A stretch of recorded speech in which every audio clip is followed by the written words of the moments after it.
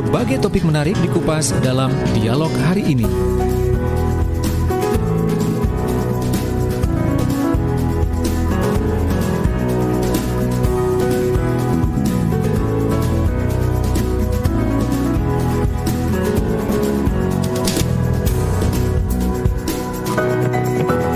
Ya, Assalamualaikum warahmatullahi wabarakatuh. Selamat pagi Anda sahabat yang baru bergabung di Suara Sidoarjo. Pagi hari ini seperti biasanya setiap Jumat ya, dari jam 9 sampai jam 10. Dan nanti wawasan kita akan bertambah ya. Khususnya wawasan terkait dengan dunia pertanian, peternakan, pangan ya, olahan-olahan makanan, minuman dan sebagainya.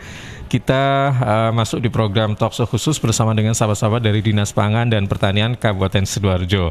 Nah, kali ini kita masih bersama dengan sahabat-sahabat dari BPP Tulangan ya. Nanti kita akan membahas tentang budidaya sayuran organik di lahan pekarangan. Nah, kenapa harus organik? Nanti kita akan tanya ya. Kemudian di lahan pekarangan ini kan memang saat ini tidak semua orang itu punya lahan yang luas ya. Apalagi yang tinggal di perkotaan. Tentunya bagaimana kita bisa memanfaatkan lahan yang sempit ya, lahan yang terbatas itu dengan menanam sayuran-sayuran ya, dan tidak terlalu membutuhkan lahan atau step-step yang rumit dan sebagainya, cukup dengan cara organik ya. Nah ini nanti seperti apa hasilnya nanti kita akan tanya dengan narasumber kita pada pagi hari ini. Tentunya dengan memanfaatkan lahan yang terbatas itu dengan menanam aneka macam sayuran ya, atau mungkin juga bunga-bunga hias ya. Siapa tahu nanti justru kita akan menambah penghasilan kita, iya kan, menguntungkan begitu ya. Nah, seperti apa nanti kita akan tanya bersama dengan narasumber kita pagi hari ini. Ada Pak Farid Amrullah SP. Assalamualaikum, selamat pagi Pak Farid. Waalaikumsalam, selamat pagi Pak. Apa kabar Pak Farid? Alhamdulillah sehat ya. Kemudian ada Ibu Isna Mardiana AMD. Assalamualaikum, selamat pagi Bu Isna. Waalaikumsalam, selamat pagi Pak. Kabarnya bagaimana Bu Isna? Alhamdulillah sehat. Sehat juga ya. Pak Farid, Bu Isna, kita nanti membicarakan tentang budidaya sayuran organik ya di lahan pekarangan. Nah, ini yang ingin kami tahu terlebih dahulu adalah kenapa kita harus menanam sayuran organik, iya kan? Tentunya ini pastikan nanti disinggung manfaatnya, kelebihannya, keunggulannya, iya kan? Dan sebagainya. Kenapa ini? Monggo. Terima kasih atas waktunya. Mungkin pada kesempatan pagi hari ini kami dari BPP Kecamatan Tulangan memang sangat menarik pada materi pada pagi hari ini. Kenapa kita berusaha menanam tanaman organik ya. Karena terus terang kalau kita bicara masalah untuk berbudidaya tanaman dan untuk dikonsumsi sendiri, intinya kita kan kepingin ada tanaman yang sehat. Artinya sehat di sini kecil atau sedikit untuk residu daripada organik tadi. Terus kedua Pak, pada kesempatan yang berbahagia ini, kenapa tadi disinggung mengenai masalah di kota. Kita kan lahan di kota kan kecil-kecil Pak, sedikit-sedikit lah, untuk beda dengan yang di wilayah yang luasnya ada pekarangan luas atau hamparan sawah dan sebagainya. Dan mungkin kita mencoba bagaimana dengan lahan yang sempit ini kita bisa memaksimalkan untuk budidaya sayuran ataupun tanaman hias yang mungkin akan bermanfaat minimal untuk lingkungan kita, udara di sekitar rumah kita gitu Pak. Iya. Dan dikonsumsi pribadi minimal gitu ya kan. Jadi kita nggak kebingungan misalnya ketika cabai harganya mahal, kita sulit mencari di pasaran. Kenapa sulit-sulit cari di pasar, kan di belakang rumah ada kayak gitu-gitu. Minimal seperti itu. Pas lagi kalau berbuah. Biasanya cabai itu pas mahal itu memang lagi susah berbuah. Siap. Biasanya begitu. Jadi yang mana mana nggak ada buahnya, memang itu yang lagi mahal biasanya gitu. Karena antara permintaan dan bahannya banyak permintaannya, Pak. Itu. Tapi siapa tahu nanti ibu-ibu bisa mengakali ya. Nah, Iya betul kan? sekali. Bisa mengakali bahwa ketika semua tidak berbuah, justru punyanya ibu yang berbuah Iya. gitu kan. Nah, memang harus di Kenapa Bu? Kenapa Bu Isna? Kalau mensiasati itu biar berbuah terus, nanamnya tidak harus serempak. Minggu pertama itu nanam yang ini, minggu kedua nanam yang ini. Kalaupun cabai itu, cabai kan tadi cabai kalau menghilang dari pasaran kan mahal. Kita mensiasatinya itu minggu pertama nanam cabai berapa biji gitu ya. Terus minggu kedua nanam berapa, minggu ketiga nanam berapa. Jadi tiap musim itu kita itu punya tanaman yang berbuahnya Selang-seling. itu tidak bersamaan gitu. Iya, jadinya itu tiap kali kita membutuhkan selalu ada di pekarangan kita. Nah, ini cara yang paling dianjurkan untuk di lahan terbatas itu sebenarnya kan apa ini? Hidroponik ya. Nah, ini bisa dijelaskan. Hidroponik itu seperti apa sih? Apa pakai apa semacam polybag begitu? Atau kalau saya lihat sekarang itu yang model kayak pakai pipa-pipaan kayak gitu kan panjang-panjang kayak gitu yang apa ya itu kan agak butuh biaya ya Pak. Betul, ya kan kalau yang pipa gede-gede itu, tapi itu ini ya organik jadi bersih gitu, nggak pakai zat-zat kimia dan sebagainya, katanya gitu sih. Iya. Gimana nih? Terima kasih. Kalau kita bicara masalah hidroponik, memang beda dengan apa yang disampaikan oleh Bu Isna pada materi pada pagi hari ini. Kalau yang hidroponik ini kan konsepnya ini beberapa aspek untuk budidaya hidroponik kan menggunakan air. Jadi media utamanya air. Dan juga ada semacam alat pendukung atau mungkin bahan kimia berupa nutrisi, abemik atau dan sebagainya. Juga rangkaian instalasinya ini kan beda tadi dengan yang tanaman kita yang mungkin skala rumah tangga yang memang tidak butuh biaya besar tapi bisa optimal untuk perkembangan tanamannya. Memang segmennya beda antara hidroponik dengan kita budidaya di pot, polybag atau media lain. Terus gini, dalam budidaya tanaman hidroponik menggunakan media tanam, ya. Ini kan konsepnya ada dua, tanaman verikultur atau tanaman dengan media biasa tadi. Jadi kita memanfaatkan barangkali di seputaran rumah kita ada tempat-tempat untuk pot. Ya, atau mungkin bisa bukan pot, bisa polybag atau tempat yang lain yang intinya bisa menampung media tanam kita yang nantinya kita gunakan untuk budidaya tanaman sayuran. Dan di sini konsepnya kalau kita kepingin mengurangi untuk biaya konsumsi ibu belanja, minimal kita bisa menanam tanaman sayuran dengan beraneka macam, contoh seperti tadi disampaikan cabai, tomat ataupun terong, atau bahkan tanaman yang lainnya mungkin selada atau bunga kul atau tanaman-tanaman yang nilai bisa untuk dikonsumsi sendiri gitu Pak. Terus mengenai yang hidroponik tadi memang kita mengenai instalasi memang ada biaya lebih dari untuk masalah instalasinya, baik itu untuk paralon dan sebagainya. Nah ini butuh agak sedikit biaya gitu loh. Cuman dari segi untuk tanaman itu kontinuitas, hasil dan sebagainya ini memang beda dengan tanaman yang kita model organik ini Pak. Jadi kalau yang perbedaan antara yang organik sama yang hidroponik ini apa maksudnya? Iya, bedanya dari media tanam. Kalau media tanam hidroponik ini menggunakan air murni, artinya air full ya. Tapi kalau untuk yang organik yang kita tanam dengan skala rumah tangga yang di pot, ini kan kita menggunakan media tanam pupuk kandang, tanah gitu, sama sekam atau sekam bakar, terserah. Intinya kita menggunakan bahan-bahan yang tidak pakai bahan kimia bahasanya itu Pak. Oke. Nah sekarang saya ke Bu Isna nih ya. Bu Isna, kadang-kadang gini agak too easy to say ya. terlalu mudah untuk dikatakan meskipun itu yang ditanam itu hanya cabai sebenarnya, ya kan? Tapi kadang-kadang mungkin Ibu punya tips ya atau apa begitu, ketika kita menanam cabai, apakah memang kita harus membeli bibitnya? Ataukah memang kita harus nggak usah beli, pakai cabai di dapur aja? Nah, cabai yang seperti apa yang bagus untuk bibit kayak gitu? Kemudian ketika kita memelihara, nah ini kadang-kadang udah berapa apa gitu agak jenuh ya. Orang-orang kan biasanya waduh, pinginnya itu tahu hasilnya duluan gitu loh. Ketika merawat itu kayaknya ogah-ogahan, tapi ketika melihat hasilnya, pinginnya itu cepet-cepet begitu gitu loh. Kebanyakan begitu. Nah ini mungkin ada tips atau saran apa supaya para petani ini, ibu-ibu ya, ini memang harus sabar dulu Bu, atau begini nih. Nah mungkin ada cara seperti apa biar cepat atau apa kayak gitu, atau memang nggak ada cara ya, memang harus mengikuti secara proses alami kayak begitu. Nah seperti apa Bu sarannya? Terkait masalah benih dan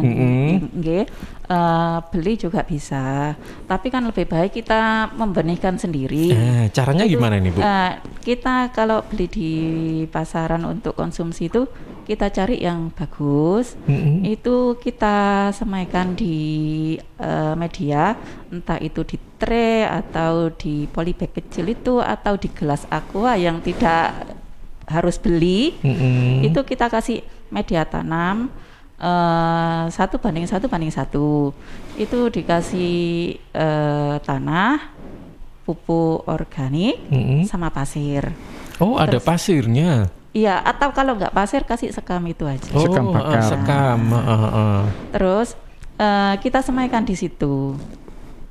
Nanti kalau tumbuh 4-6 helai daun baru kita pindah.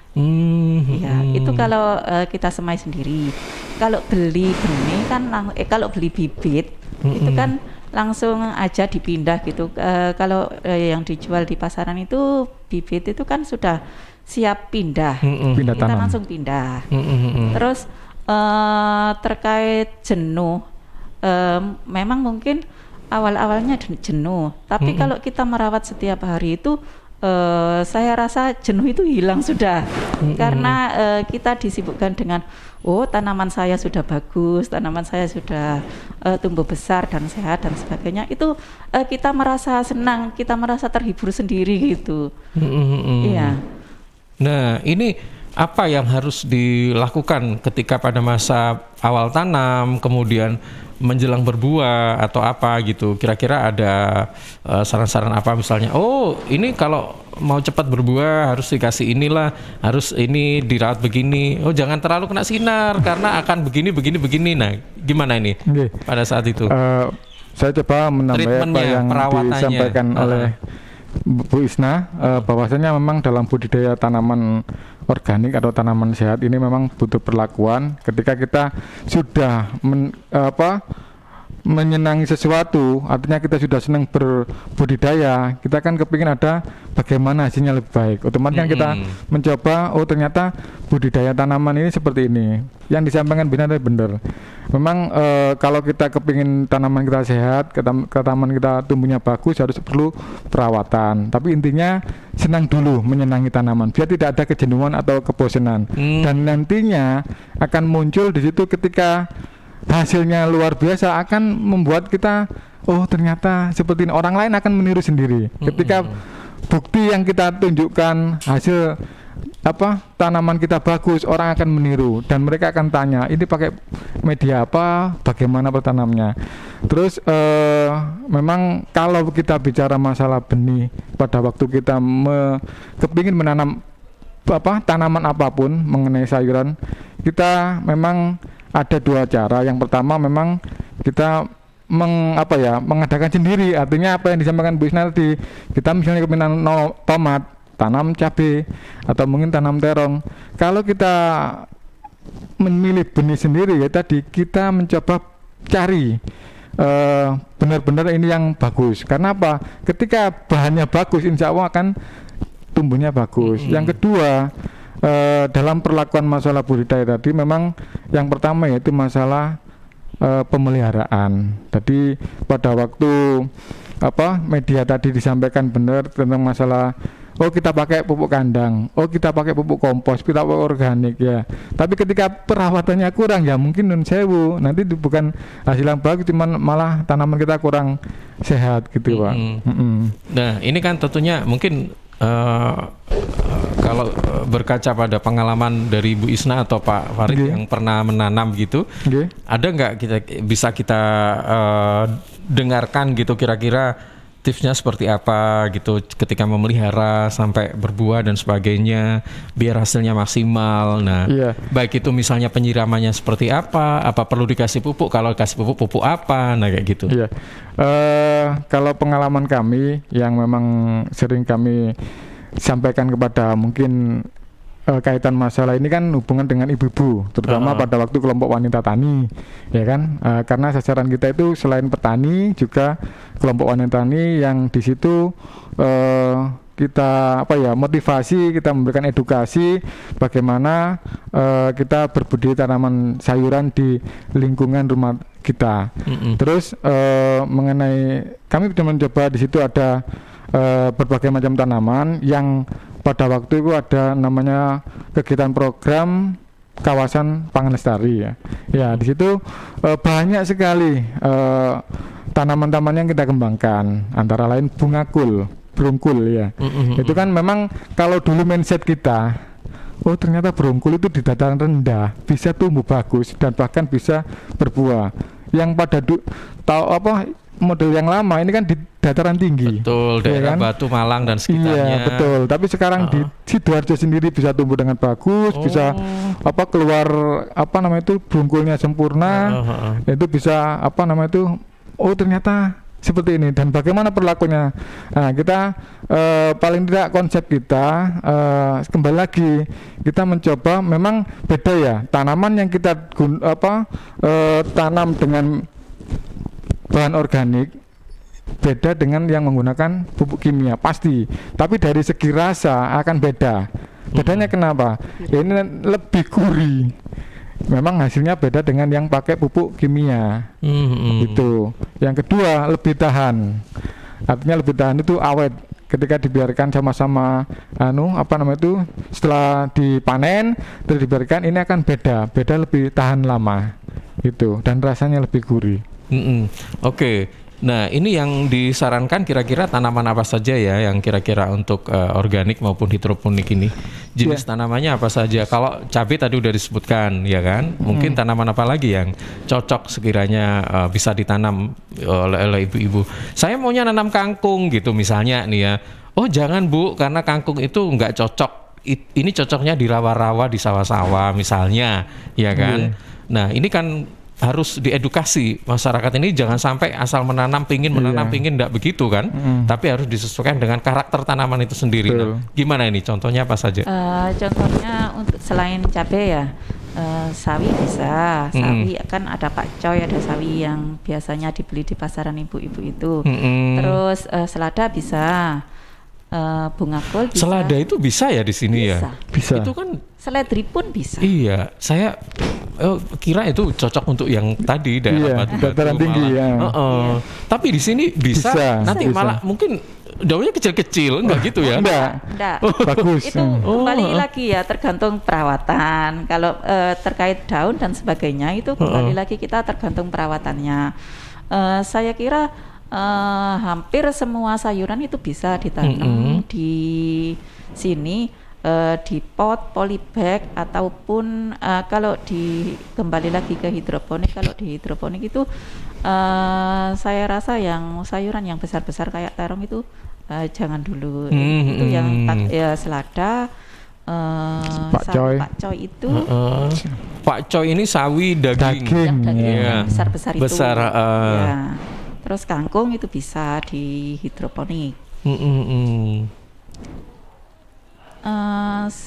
Tomat, kalau tomat itu sebaiknya itu ditanam di pot atau polybag aja, karena tomat kan tumbuhnya besar.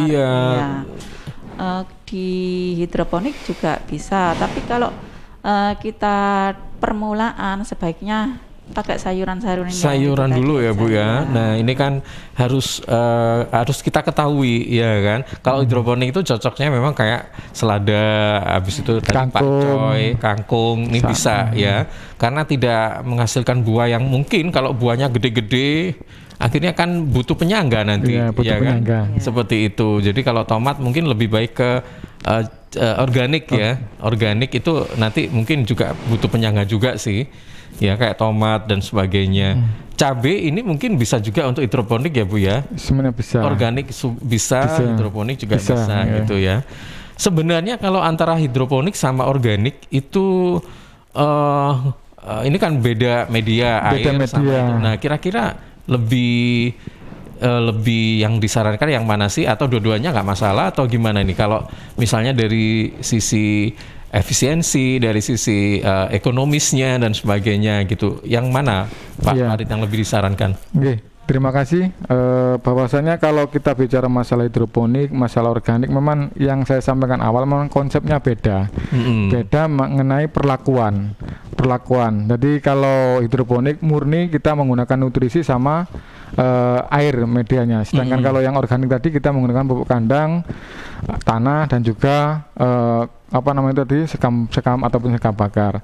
Nah, kembali lagi kepada kita atau ibu-ibu atau petani yang memang kalau memang kepingin hidroponik ya monggo, tapi di situ ada biaya yang lebih, ya kan? Karena kita bisa belinya nanti baik itu paralon atau pompa atau mungkin peralatan yang lainnya. Juga tergantung nanti pada listrik karena kita menggunakan sirkulasi tadi ya untuk yang hidroponik ya. Cuman di situ keunggulannya nanti tanamannya bisa kita atur. Mengenai hidroponik ini tanaman kontinuitas. Terus pertumbuhan bisa sempurna karena nutrisinya kan sudah diatur ya kan. Di situ sudah ada zat-zatnya tadi. Yang ketiga bahwasanya nanti pemanenan kita bisa serempak gitu. Intinya seperti itu. Kalau di organik memang kan organik kan kita mengedukasinya bagaimana kita menanam tanaman di skala rumah tangga dengan kita tanam sendiri, kita rawat sendiri, kita konsumsi sendiri gitu. Jadi minimal bisa mengurangi biaya untuk belanja. Yang terpenting tanaman kita yang kita tanam ini sehat. Kuncinya seperti itu. Karena terus terang, mohon maaf dan nuwun sewu, kalau kita bicara mengenai tanaman yang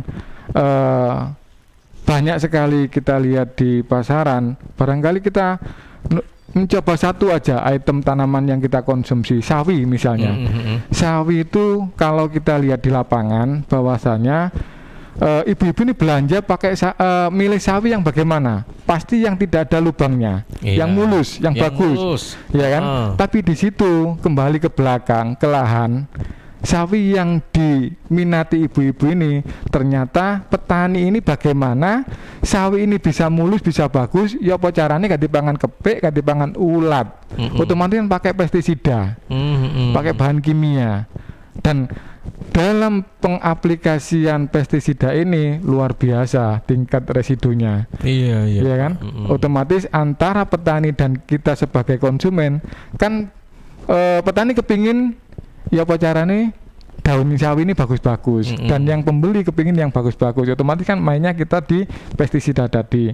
Yang kedua, dalam kita mengolah sawi, dalam olahan sawi misalnya mie, mie ini kan kalau kita pakai pangsit ya, ini kan pakai sawi.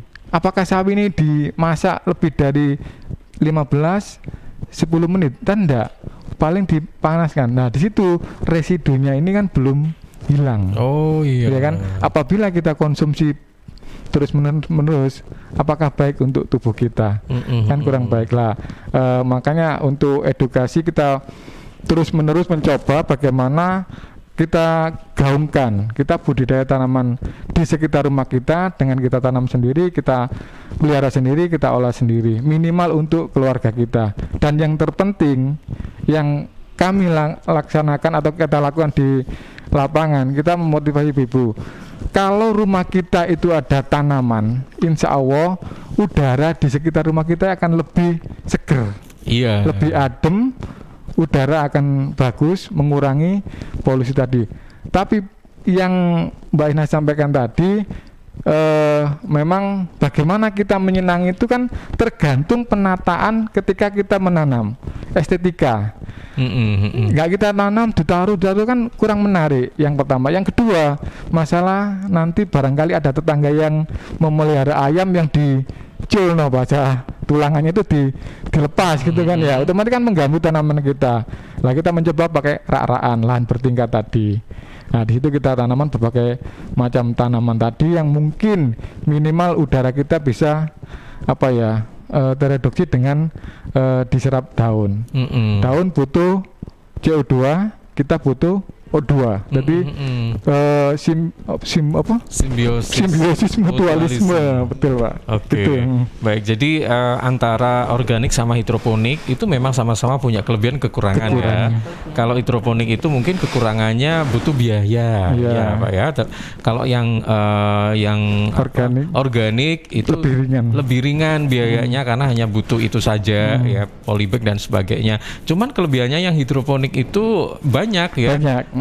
Jadi panennya itu bisa seragam, mungkin bisa lebih bagus lagi. Kontinuitas lebih terjamin. Nah kayak gitu, tinggal dipilih saja mana yang sekiranya nanti tergantung dipilih. Budgetnya Pak. Iya betul. Dan kira-kira lokasi Bapak Ibu semuanya, kalau misalnya nggak terlalu luas banget ya, cukup misalnya berapa kali berapa, saya kira cukup yang organik saja deh kayak gitu ya kan, hanya butuh tergantung perawatannya tadi, hanya butuh tempat polybag, tanah-tanah begitu, dan itu saja, kemudian ditata sedemikian rupa, jadi menyesuaikan, dipandang ya kan? lebih indah. Nanti kalau misalnya terlalu rumahnya kecil ya, misalnya padat, lahannya juga sempit gitu ya, pakai paralon yang panjang-panjang nggak karu-karuan. Iya, jadi kurang bagus. Iya, gitu ya. Jadi nanti tambah sesek kabeh ya, kayak iso ambekan nanti ya. Baik. Ya, ini mudah-mudahan bisa jadi masukan yang bagus buat kita semuanya ketika kita bingung memutuskan organik atau hidroponik ya. Nah, itu bisa ditelaah lagi, ternyata memang ada sisi plus maupun minusnya. Baik, Pak Farid, Bu Isna, nanti kita akan lanjutkan kembali obrolan kita pagi hari ini. Kita gabung dulu dengan beberapa spot berikut ini.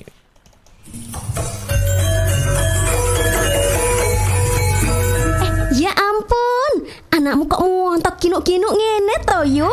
Tak PM mari. Lah, kok ada duwe anak sih?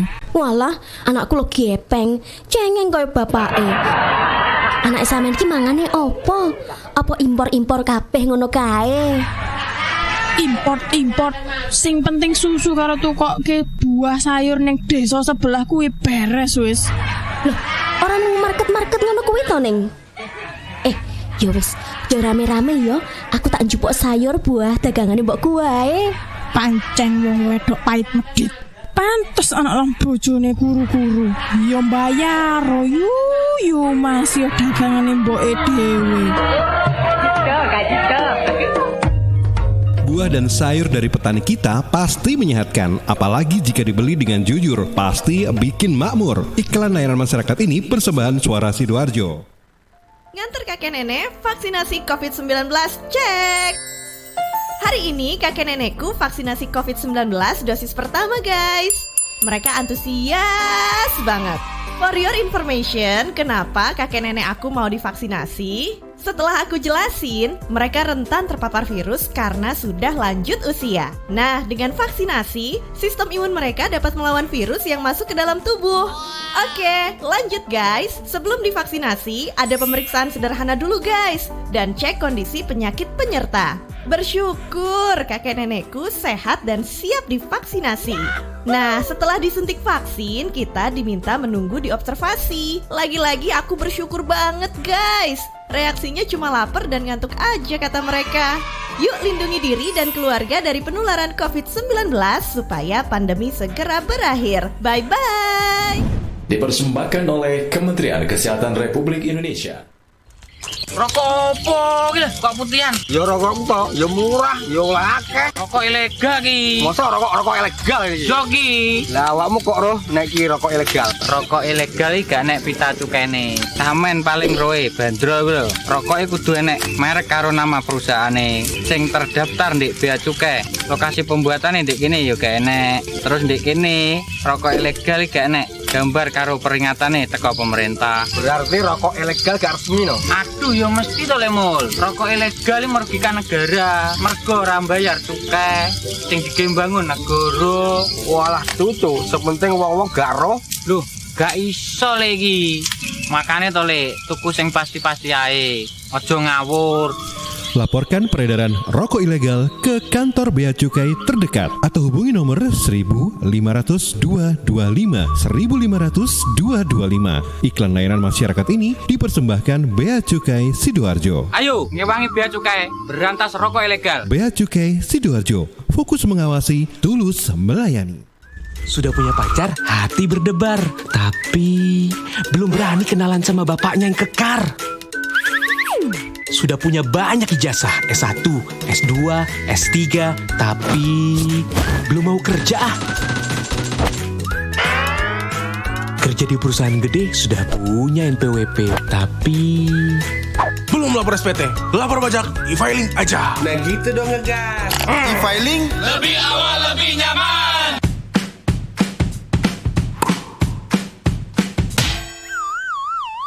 saat sakit kepala menyerang aktivitasmu, saat nyeri sendi mengganggu program dietmu, saat konsentrasimu sudah mulai hilang, jam tidurmu pun berkurang. Sudah waktunya beralih ke e-filing. E-filing, obat lapor anti pegal, cocok untuk pelapor SPT. Lebih awal, lebih nyaman. PT Inet Global sejak tahun 2005 bergerak di bidang ICT, Information and Communication Technology, Internet Service Provider atau ISP, web hosting dan domain, fiber optic system, dan satelit atau VSAT, memberikan layanan jasa koneksi internet ke seluruh dunia dengan kecepatan tinggi dan harga yang kompetitif. Juga memberikan solusi dan jasa konsultasi pendistribusian koneksi internet, menyediakan solusi ICT yang komprehensif, terpadu, dan disesuaikan bagi pengguna yang mencakup data infrastruktur, managed service, cloud computing, IT services, serta layanan digital yang fokus untuk memanfaatkan peluang yang mendukung dan menambah nilai pada bisnis utama tiap customer. Untuk layanan dan servis Inet, hubungi kantor pusat Jalan Kuningan Barat nomor 8 Jakarta. Telepon 021 299 66900. Kantor Surabaya, Intiland Tower lantai 11, Jalan Panglima Sudirman 101 sampai 103 Surabaya. Telepon 031 535 3955 031 535 3955. Inet Globalindo, the best service for great solution. Suara Sidoarjo, lembaga penyiaran publik lokal pemerintah Kabupaten Sidoarjo.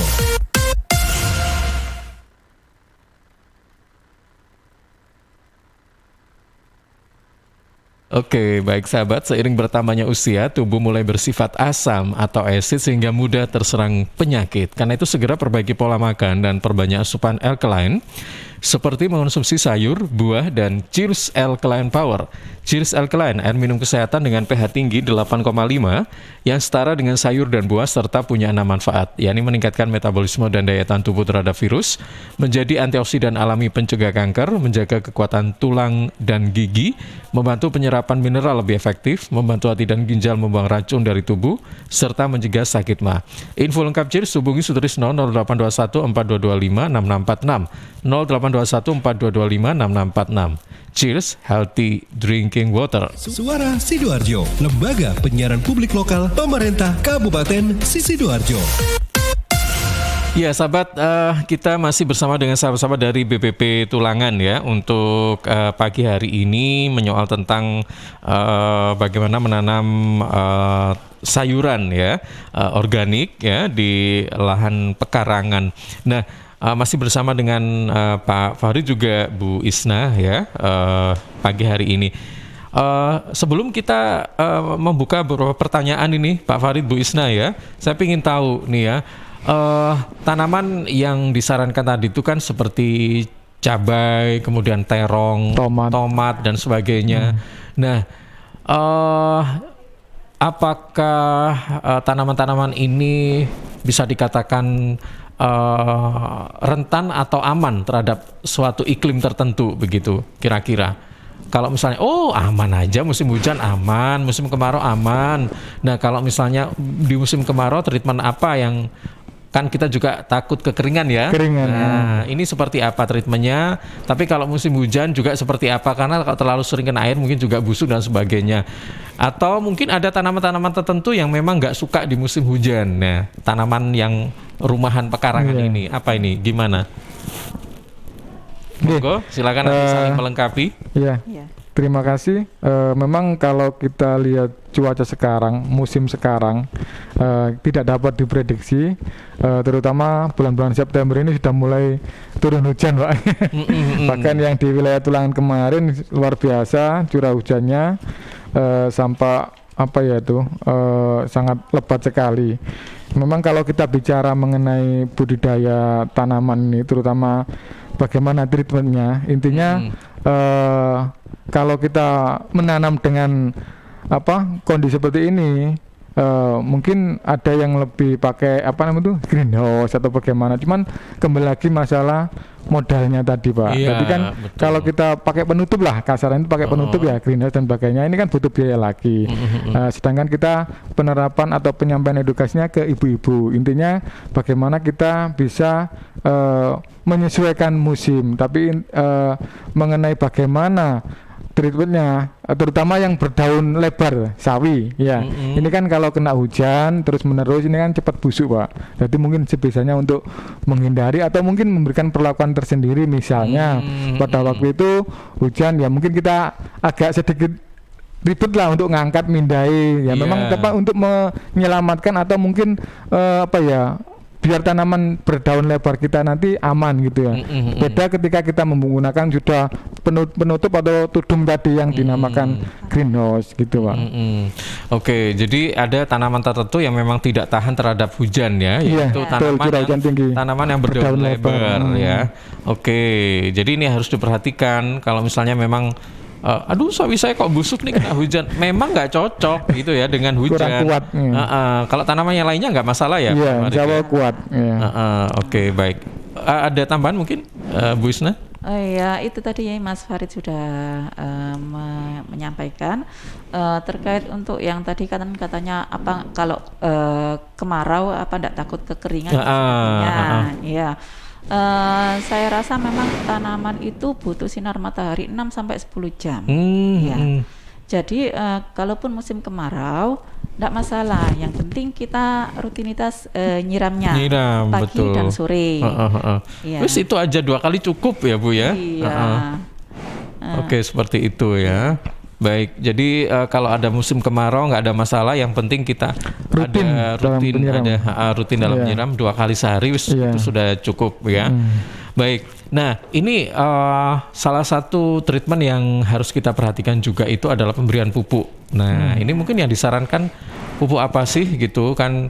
Tidak mungkin lah kita menanam kalau sudah ada medianya dibiarkan hanya disiram saja kan, begitu ya Pak ya. Pasti ada tambahan apa nutrisi atau apa gitu. Ini apa ini? Kalau kita bicara Mas Bu, kembali ke kita organik. Ya kita bisa membuat pupuk sendiri di rumah dengan menggunakan bahan-bahan yang ada atau mungkin dari sisa dapur rumah tangga. Intinya kita menggunakan kompos atau pupuk kandang atau mungkin sekam. Jadi situ untuk yang di media tanam. Kompos bagaimana? Kita bisa membuat sendiri. Kita mungkin minimal kalau yang punya tong bekas atau mungkin bahkan komposter, sekarang tren yang dipakai ibu-ibu itu, ini kan bisa dari limbah dapur non plastik, Pak ya. Jadi kita bisa masukkan ke komposter tiap hari dan diberikan perlakuan sedikit mungkin, akhirnya nanti kompos ini akan terurai dan fermentasi terurai menjadi pupuk kompos. Ini bisa kita gunakan menjadi media tanam. Terus bagaimana dengan mengenai penyakit ya, kan tidak mungkin kalau kita menanam budidaya dan sebagainya tidak ada penyakit, enggak, tetap ada penyakit. Mungkin kita bisa menggunakan pestisida nabati yang bisa kita buat sendiri di rumah dengan menggunakan bisa daun pepaya atau mungkin bisa menggunakan bawang putih. Iya, dicampurkan beberapa tambahan nutrisi yang lain. Mungkin konsepnya kita yang pakai yang sederhana, yang organik, yang bisa untuk kita konsumsi. Mungkin bawang putih tadi bisa kita campurkan minyak goreng atau mungkin deterjen yang sedikit untuk kegiatan mengusir atau mungkin bahkan hama tadi mati, misalnya ulat atau mungkin kutu kebul atau bagaimana. Jadi bawang putih kemudian dicampur sedikit minyak goreng. Minyak goreng itu betul ya Pak? Minyak goreng untuk perekatnya itu tadi. Sama deterjen, sabun cuci, sedikit piring atau pakaian. Iya, enggak usah banyak-banyak lah, karena kan kita butuhnya kan organik tadi. Sabun cuci piring sedikit ya. Iya, intinya biar nanti sifatnya enggak membunuh. Ya, tapi kita mengusir dari aroma bawang tadi. Ya mungkin kalau gitu. Konsepnya gitu. Kok sama ini ya? Maksudnya daun pepaya kan pahit ya. Ternyata serangga itu juga nggak suka yang atau mungkin bisa kalau kita ke arah tambak Pak ya. Waduh. Tambak. Daun mimba itu bisa. Ya, arah tambak kan ada tanaman namanya mimbo. Daun mimbo ini kan bisa untuk pestisida nabati juga. Itu juga sama berarti pahit mungkin ya. Pahit. Iya. Oke, baik. Pare ini kan pahit. Kira-kira bisa nggak ya? Pare. Ya siapa tahu. Enaknya dibuat siomay Pak yang baru itu. Iya, sama-sama pahit ini sebenarnya. Baik, ini ada beberapa pertanyaan yang nanti bisa langsung direspon dari Instagram Pak Ardi ya. Pak, kira-kira jenis tanaman organik apa yang mudah ditanam dan diaplikasikan di area perumahan dengan menggunakan sistem hidroponik? Kemudian dari Clarissa, Pak, bagaimana kriteria sayuran organik yang baik untuk dikonsumsi? Oke, tadi sekilas sebenarnya sudah sempat disinggung ya. Iya. Apakah ada bolong-bolongnya atau enggak? Kadang-kadang kita itu kalau ada bolong-bolongnya nggak mau. Wah, iki ular tok iki gitu. Padahal residunya sedikit. Residunya sedikit. Pestisidanya sedikit. Nah, ini bisa langsung dijelaskan Pak. Ini 2 pertanyaan ini. Silakan. Terima kasih atas atensi dan pertanyaannya. Memang kalau kita kepingin, Bapaknya kepingin budidaya hidroponik, ini kan berbagai macam tanaman sebenarnya bisa, cuman tergantung kondisi lahan yang kita ada di sekitar rumah kita. Kalau memang kondisinya agak ada space atau ruang untuk menata rangkaian daripada peralatannya tadi, paralon dan sebagainya, akan lebih baik hasilnya, karena di situ ada space-nya, ruangannya Pak ya. Tadi di situ. Yang kedua, tanaman aja. Sebenarnya semua tanaman bisa, tergantung daripada kita kepingin apa, ya kan. Kalau kita kepingin yang berdaun lebar, ada sawi, ada pakcoy, ada selada dan sebagainya. Kalau kepingin ada yang ada buahnya, tomat, ya. Cuman tadi sedikit ribet, dikasih anjir atau jaga-jaga itu, ya. Seperti itu. Tadi tergantung dari niat kita kepingin tanaman apa. Sebenarnya semuanya bisa. Cuman kalau kita kepingin praktis, ya kita tanam yang pakai tanaman berdaun lebar tadi. Cuman lihat kondisi cuaca kembali. Kalau kita lihat kondisi cuaca mendung dan sebagainya, akan kurang bagus ketika kita nanam selada atau kita nanam pakcoy atau kita nanam sawi. Kecuali Pak ya ada peneduhnya berupa plastik atau gitu. Yang penting ada pengamannya dari langsung terkena sinar matahari tadi. Yang kedua benar Pak, yang mengenai memang sempat saya singgung tadi ya, intinya konsumen itu memilih yang mulus, yang bagus, ya kan. Tapi bagaimana dengan kita ke tubuh kita nanti yang akan terus menerus kita konsumsi. Pertanyaannya gini Pak, apakah misalnya kita melihat di pasar nih, tukang sayur apakah memang semua begitu? Dengan kata lain bahwa sawi yang mulus itu apakah memang betul itu kena kimia sehingga menimbulkan residu yang cukup tinggi? bisa jadi ketika Pak Tani ini memang cara bertanamnya sangat perhatian sekali, ya. Tidak memakai kimia, kemudian juga tidak dimakan ulat gitu kan, kan tentunya hasilnya juga bagus-bagus loh, mulus-mulus gitu ya. Jadi ini ada dua versi gitu ya. Memang murni memang sayurannya bagus, ya kan? Ada yang murni karena obat-obatan itu tadi. Kalau di lahan kita belinya di pasar-pasar gitu Pak ya. Kalau sayuran organik kan pasti ada labelnya organik ya. Kalau enggak itu saya rasa terutama sawi. Kalau kangkung mungkin untuk pestisidanya itu mungkin minim sekali, tidak sebanyak sawi. Karena sawi itu perlakuannya kalau enggak disemprot pestisida itu petani banyak yang rugi karena diserang itu tadi hama. Ya otomatis kalau sawi yang dijual di pasaran yang non organik itu pasti ada pestisidanya. Pasti ya Bu ya. Terkait ini tadi sayuran organik yang baik untuk dikonsumsi, saya rasa semua sayuran organik itu bagus. Karena organik itu kan kita tidak pakai pupuk kimia dan pestisida kimia.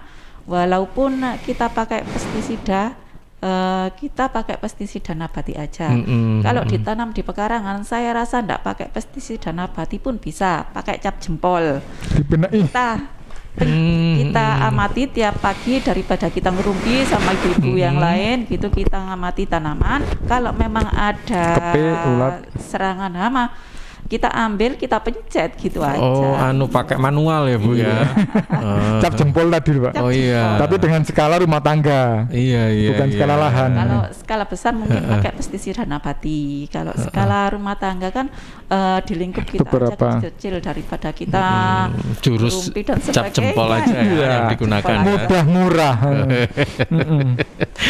Kalau ulet ya agak ngeri juga ya pakai cap jempol tadi. Tapi kalau sudah kebiasaan enggak ada Pak.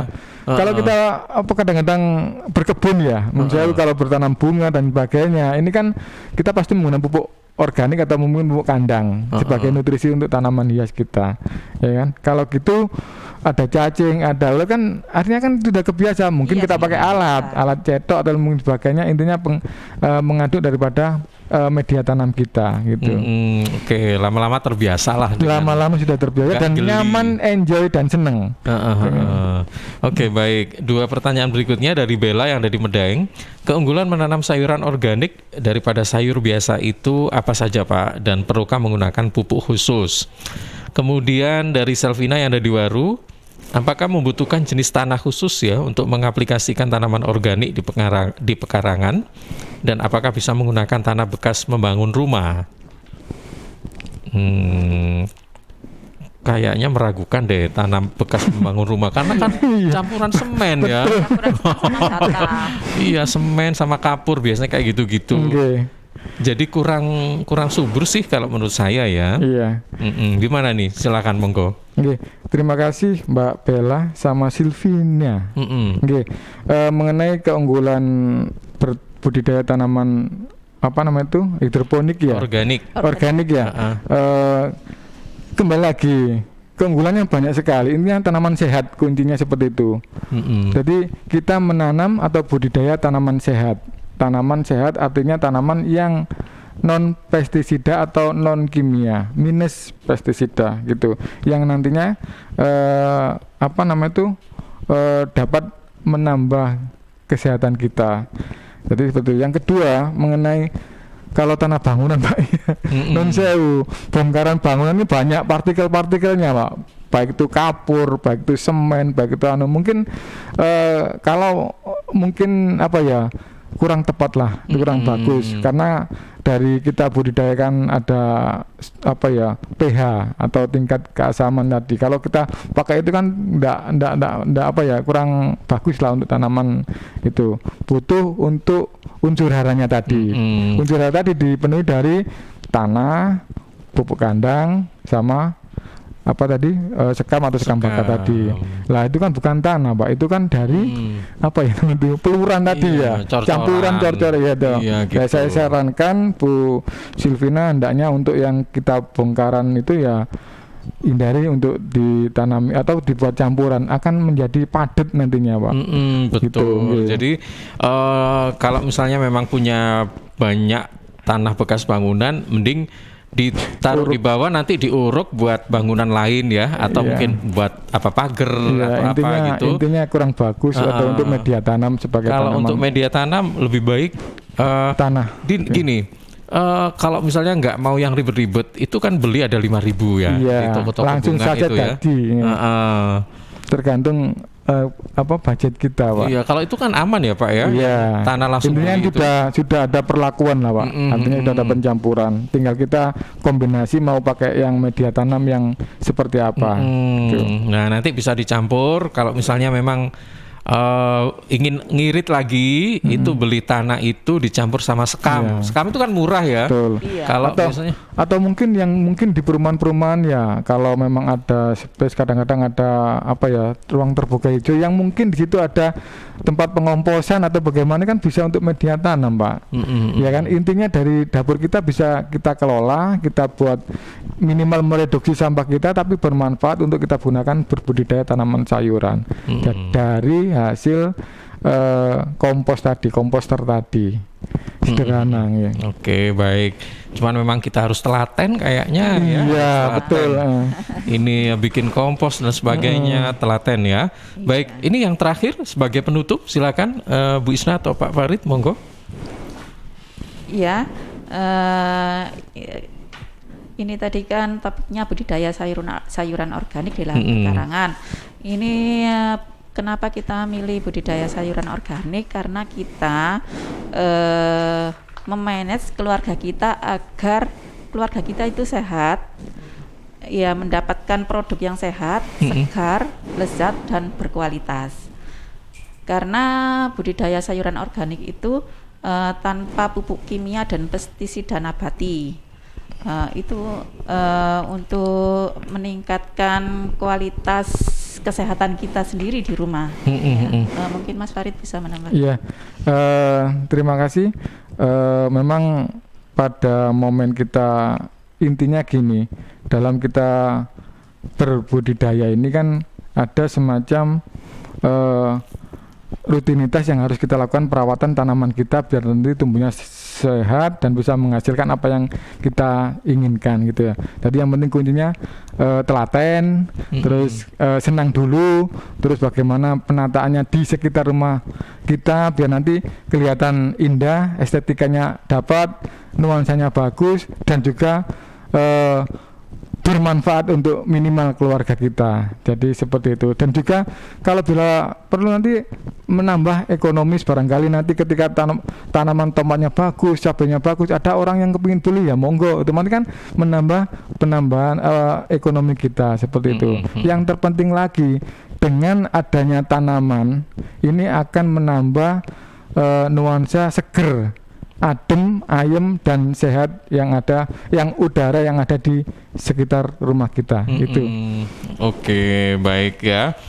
Nah, ini mudah-mudahan manfaat untuk kita semuanya ya, terkait dengan tentang tanaman sayuran organik ya. Mudah-mudahan ini juga bisa langsung diterapkan, dicoba di rumah. Amin. Ya, Bapak Ibu semuanya. Baik, terima kasih Pak Farid, Ibu Isna. Mudah-mudahan ini bermanfaat. Sama-sama. Selamat siang, sampai jumpa, dan assalamualaikum warahmatullahi wabarakatuh. Waalaikumsalam warahmatullahi wabarakatuh. Iya.